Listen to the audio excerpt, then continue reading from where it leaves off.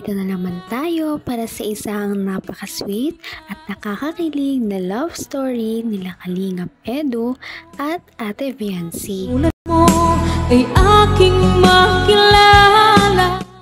Sa pagpapatuloy ng ating love story ay matutunghayan natin ang pagpapabrace ni Viancy. Kung matatandaan natin, noong nakaraan ay may nag-sponsor sa kanya ng 60,000 para ipang brace niya na sa kanyang ngipin.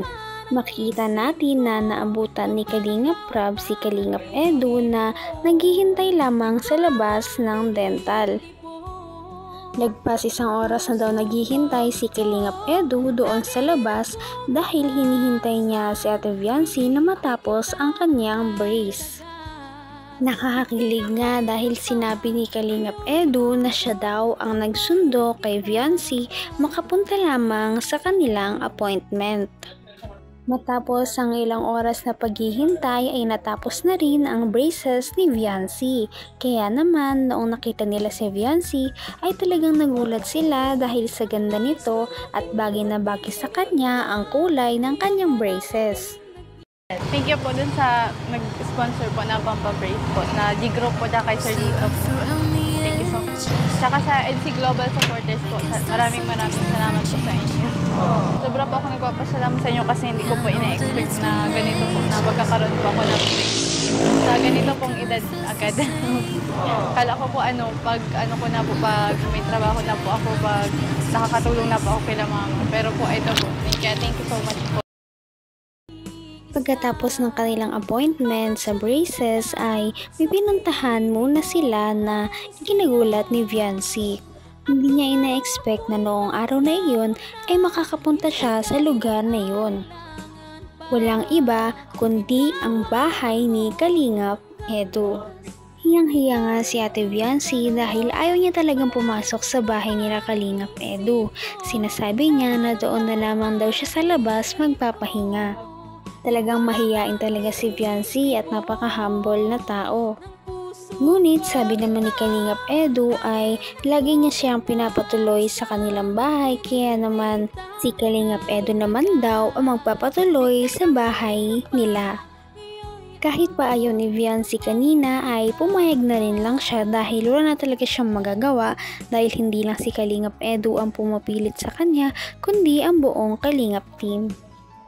Para naman hindi mahiya si Viancy ay hinawakan na ni Kalingap Edu ang kanyang kamay at ginaid papasok ng kanilang bahay. Kaya naman kinilig ang mga manonood sa ginawa ni Kalingap Edu kay Viancy. Ikaw mahiya. May aso dito May aso dito, malaki. Mag-iingat ka. Sige, shoot. Pasok na. Hello, Viancy. Nakita mo na siya, no? Oo, dati ko nang kilala. Napunta na dito. Napunta ko na yung kita. Yan po. Welcome po kayo. Hello. Lahat Ella Vlogs po. Huwag kayo magulo. Ang asong to. Bilis po. Ayan. Oo, syempre, magkapatid. Makikita natin kung gaano talaga kagalang si Viancy pagdating sa ibang tao dahil pagpasok niya pa lamang ay nag-bless na agad siya sa mama ni Kalingap Edu na nag-welcome sa kanila papasok sa bahay. Kaya naman dito natin masasabi na si Viancy ay talagang napakagalang at marespetong dalaga. Kaya naman hindi na nila ito pinatagal at pinapasok na si Viancy sa bahay nila Kalingap Edu. Ito nga ang first time na makakapunta si Viancy sa bahay nila Kalingap. Kaya naman makikita natin na talagang nahihiya pa siya at di niya alam ang gagawin. Sabihin mo ang gusto mo. Kahit ano. Kailan po dito lang po? Kahit ako. Joke lang. Saging. Ngatain mo lang sa gilid. Sige po. Baka di ka pa marunong. Marunong po. Marunong po ako magbalat. Baliktad! Saka nakakita yung saging ganyang pagbalat. Tama po. Ibang klase ka magbalat ng saging, baliktad. Okay ka lang?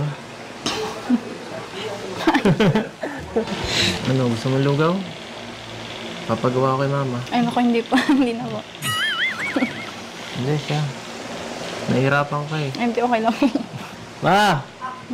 Nagluto nga lugaw. Pambira. Pambira, hindi po. Napaka-sweet naman talaga ni Kalingap Edu dahil ngayon naman ay inaalagaan niya si Viancy sa sarili nilang bahay.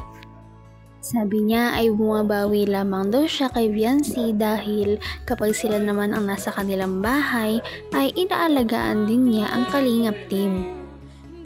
Dahil alam ni Kalingap Edu kung gaano kahirap at kasakit magkaroon ng brace ay alam na alam niya kung paano niya alagaan si Viancy ngayon na bagong brace lang din siya. Maya-maya naman ay nangyari na ang pinakahihintay ng lahat dahil pinakilala na ni Kalingap Edu si Viancy sa kanyang mama. Mungga, saging o pakwan? O lahat? Wala po. Ha? Wala? Bakit wala? Ano favorite mo bukas? Yan, steak. Ano favorite mo bukas? Ano yung blend? Pinoon po. Fredo, Ha? sa akin po apple. Anong apple? Ito po, Wala namang sakit ang ngipin mo. Oo. meron din po eh. Okay lang yan. Nahirapan po ako lumunok eh. Ayun na ako. Opo. Para kay Viancy ito at di siya makakain. Ay, para kay ate. So sweet naman. Sweet naman Kuya Ido ko. Yan. Diba siya ate na lang tayo. Ay, So yan. ikaw ang pag-ibig na binigay. Sige, para sa'yo lang yan. Saan tayo ito? Ha? Talaga namang napaka-effort ni Kalingap Edu sa pag-aalaga kay Viancy dahil alam niya na masakit nguyain ang saging kaya naman pinag-blender niya si Viancy ng iba't ibang prutas dahil alam niya na hindi pa kumakain si Viancy simula umaga.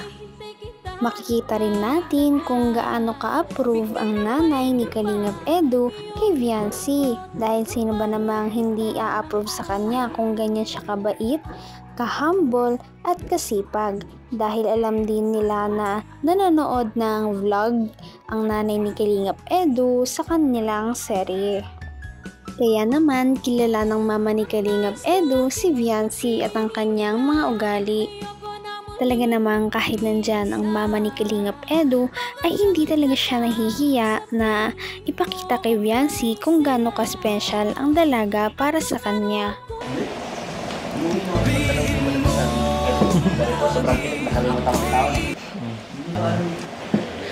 Gusto ko nga. Gusto ko nga talagang ganyan. Kung ganyan ang abala, edi okay lang kahit araw-araw. Gusto mo pahinga ka muna? Makapagod ka pa. Grabe talaga ang pagpaparamdam ni Kalingap Edu kung gaano kahalaga si Viancy para sa kanya. At nakakatuwa din tignan na si Viancy ay parang nag-open up na rin para kay Kalingap Edu.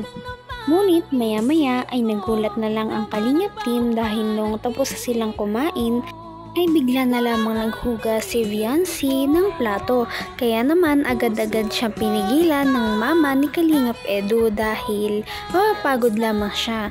Ngunit dito natin makikita kung gaano talaga kagalang si Viancy kapag nasa ibang bahay siya.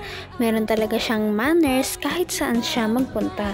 Kaya naman humahanga talaga ang viewers at kanyang mga supporters.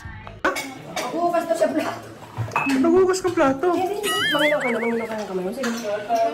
Hindi. Ed, si Beyonce, mahugas daw ng plato. Hindi. Bawal.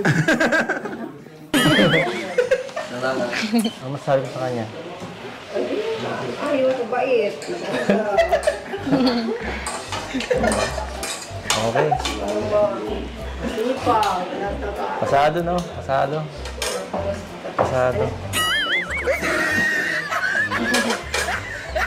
Okay. Mukhang pasado eh. Naitulungan ko po muna kayo. Mamaya na po kayo. Tutulungan ko po. Ay, hindi. Hindi na bahala dyan. Hindi ka na mag-ano. Hindi. May ba't hindi mo naman. Halika na. Mamaya. Sa sobrang bait at sipag nga ni Ate Viancy ay wala na talagang masasabi sa kanya ang mama ni Kalingap Edu. Maya-maya ay napilit din nila si Viancy na magpahinga na lamang. Kaya naman, cue na iyon para ipasok ni Kalingap Edu ang kanyang surprise para kay Viancy dahil iyon pala ay kanilang araw ng monthsary. Napakadaming binigay ni Kalingap Edu na flowers para kay Viancy at nagpaabot din ang kanyang mga supporters ng mga cake. Anong tingin yan? Flowers for you. Ano po meron? Anong meron? Sakit naman nun. Happy 3rd monthsary. Hindi mo alam. Grabe. Remote mo na agad. Hindi pa mabuhay, di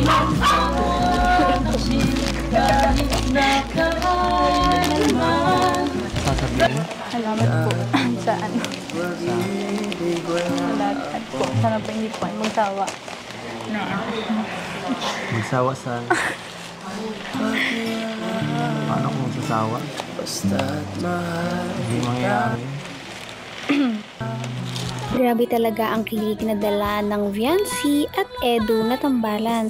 Kaya naman marami talaga ang sumusuport sa kanila at hindi nagsasawa na magpadala ng kung ano-anong mga regalo. Makikita rin natin ang pagbabago simula nung una silang nagkita hanggang ngayon. Makikita natin na tuloy-tuloy ang pagde-develop ng kanilang feelings sa isa't isa. Dahil sinabi din ni Viancy na sana ay hindi magbago si Kalingap Edu sa pakikitungo sa kanya. Makikita rin natin kung gaano kinikilig ang nanay ni Kalingap Edu kaya parang botong-bota talaga siya kay Viancy at Kalingap Edu. Kaya naman sana ipatuloy natin silang suportahan at mahalin si Viancy, si Kalingap Edu at ang Kalingap team. Yan lamang at maraming salamat sa panonood. Abangan natin kung magkakatuluyan ba talaga si Kalingap Edu at Viancy. Hanggang sa muli. Bye!